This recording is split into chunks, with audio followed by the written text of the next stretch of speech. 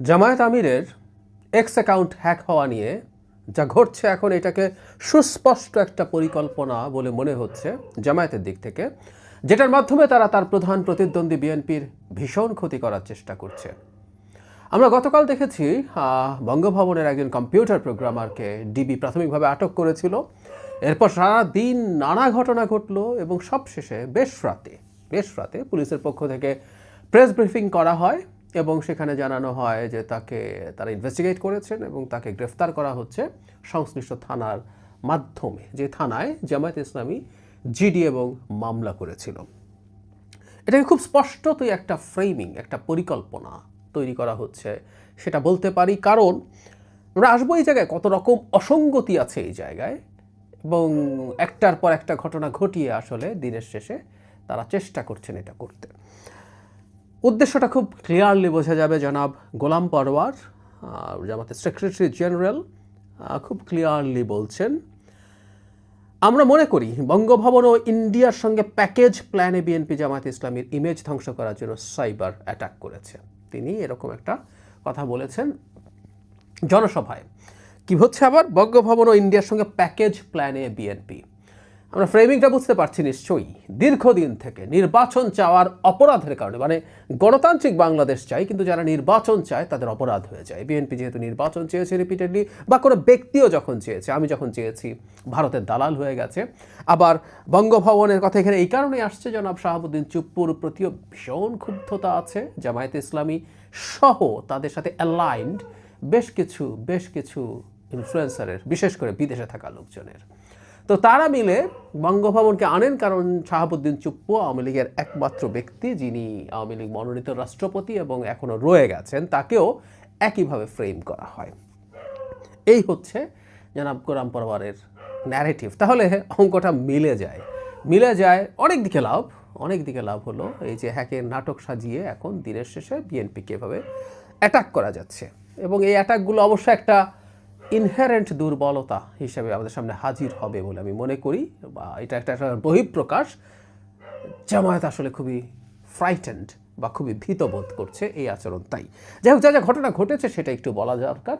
প্রাথমিকভাবে যখন ওই প্রোগ্রামারকে গ্রেফতার করা হয় তখন এই আলাপটা হচ্ছিল যে তাকে সরকারি চাকরির যে বিধি আছে, আইন আছে, সেটা লঙ্ঘন করে গ্রেফতার করা হয়েছে সংশ্লিষ্ট কর্তৃপক্ষের অনুমোদন ছাড়া।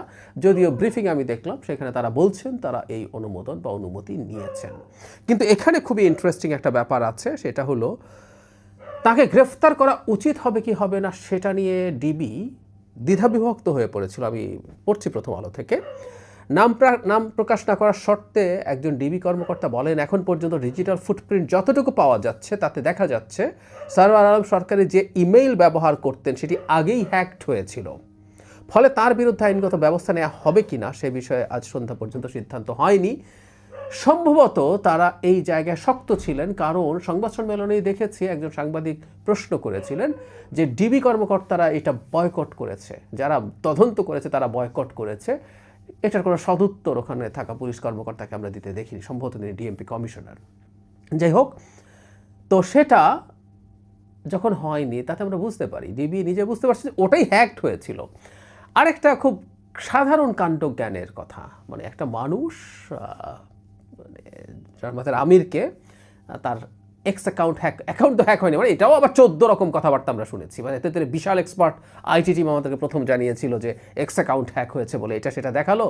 পরে আবার ব্রিফিং করা হচ্ছে তার নাকি ডিভাইস হ্যাক হয়েছে, সেখান থেকে এক্স অ্যাকাউন্ট কন্ট্রোল করা হয়েছে। বাদ দেই, মানে এই অসংলগ্নতাগুলোই অনেক কিছু ক্লিয়ারলি আমাদের সামনে প্রমাণ করে দেয়।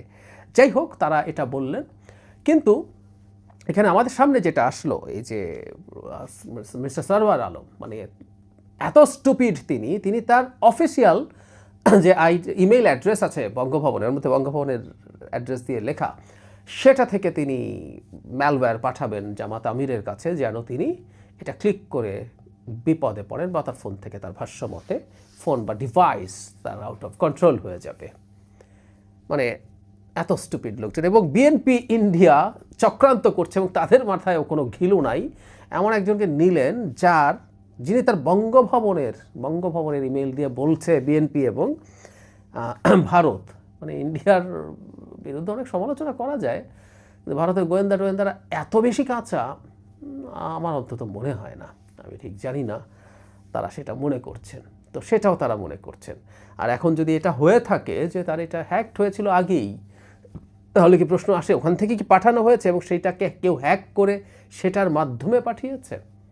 অনেক অনেক প্রশ্ন আসতেই পারে যদি সেটা হ্যাক হয়ে থাকে, যদিও বারবার বলছি এটা আসলে সেরকম হয়েছে বলে আমরা মনে করি না। পুলিশের মধ্যে খুবই সম্ভাবনা আছে জামায়াতের হয়ে একটা ফ্রেমিং তৈরি করার।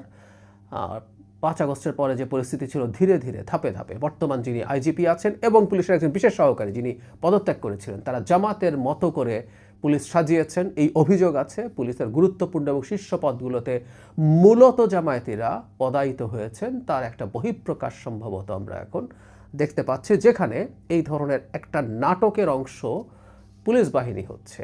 হাসিনার সময় আমরা এই ধরনের নাটক পুলিশ, এমনকি সেনাবাহিনীর কোনো কোনো গোয়েন্দা সংস্থা, এটা অবশ্য সেনাবাহিনীর না, রাষ্ট্রীয় গোয়েন্দা সংস্থা যেটা প্রধানমন্ত্রীর অধীনে থাকতো, তাদেরকে দিয়ে করানোর চেষ্টা করা হয়েছিল। একই রকম ফ্রেমিং আমরা এখানে দেখতে পাচ্ছি। কিন্তু আমি ওই যে শুরুর দিকে একটা কথা বলেছিলাম, আমি সত্যিই বিশ্বাস করি এই ধরনের আচরণ জামায়াতের মেজর একটা দুর্বলতার বহিঃপ্রকাশ। সেটা হচ্ছে জামায়াত ফাউল করছে। মানে খেলার মাঠে যখন কোনো দল খুবই দুর্বল পারফর্ম করে, তখন সে অপর পক্ষকে ফাউল করার চেষ্টা করে। কোনো খেলোয়াড় যখন অনেক বেশি ভালো হয়, তাকে ফাউল করার চেষ্টা করে। ম্যারাডোনা, মেসি, তাদের মতো প্লেয়ারকে প্রচুর ফাউল, রোনালদোকেই আমরা দেখেছি খেলার সময় প্রচুর ফাউল করার চেষ্টা করা হয়েছে, কারণ তার সাথে ঠেলে পারা যায় না। জামায়াত এখন যেটা করার চেষ্টা করছে, মানে গায়ের জোরে বিএনপির গায়ে ভারতের তকমা বা ট্যাগ লাগিয়ে দেওয়ার চেষ্টা। মানে বর্তমান বাংলাদেশে এটা ফ্যাক্ট যে ভারতপন্থী কেউ ভারতের সাথে আঁতাত আছে, সেটা তার রাজনৈতিক ভবিষ্যতের জন্য খুবই ক্ষতিকর হওয়ার সম্ভাবনা আছে। বাংলাদেশে বর্তমানে কোনোটাই প্রো ভারত দল আছে বলে আমি কোনোভাবেই মনে করি না। বরং বিএনপি দীর্ঘদিন, মানে এই আলাপ আমাদের রাজনৈতিক মহলে ছিল যে বিএনপিকে পছন্দ করে না বলেই ভারত রাদার বাংলাদেশে নির্বাচনটা হতে দেয় নাই। কিন্তু তারা যখন এই আলাপটা করেছে, এটা আমাদের কাছে খুব হাস্যকর লাগে যে বিএনপি ভারতের সাথে আঘাত করছে। প্রেসক্রিপশন মিলবে যে আমাদের গোলাম পরওয়ার যা বলছেন, ওই খুবই ইনফ্লুয়েন্সাররাও একই আলাপ দেশের বাইরে বসে বসে দিচ্ছেন ও ভারতের সাথে চলে গেছে। এর সাথে মাঝে মাঝে সেনাবাহিনী বা সেনাপ্রধানকেও যুক্ত করে তারা একই রকম কথা বলার চেষ্টা করেন। একই প্যাটার্ন, একই জিনিস, একই ধরন, একই রকম। আসবো জামায়াতের লোকজনের বা জামায়াতের আসলে ভারতের সাথে কি তারা খুবই টাফ, ভারতে বহু কিছু ঘটিয়ে দেবেন তারা বলছেন, সেটা নিয়ে বিস্তারিত কথা বলবো। তো যেটা বলছিলাম, এই যে অন্যায়ভাবে গায়ের জোরে যা করার চেষ্টা করছে, এটাকে খেলার ফাউলের মতো মনে হয়। এই ফাউল তখন কোনো দল করে যখন সে খুবই দুর্বল বোধ করে নিজেকে, সে খুবই স্ট্রেসড থাকে যে সে বাজেভাবে পরাজিত হবে, তখনই এটা হয়। আমি মনে করি যে আমাদের এই আচরণগুলো সেটার একটা ক্লিয়ার ইন্ডিকেশন।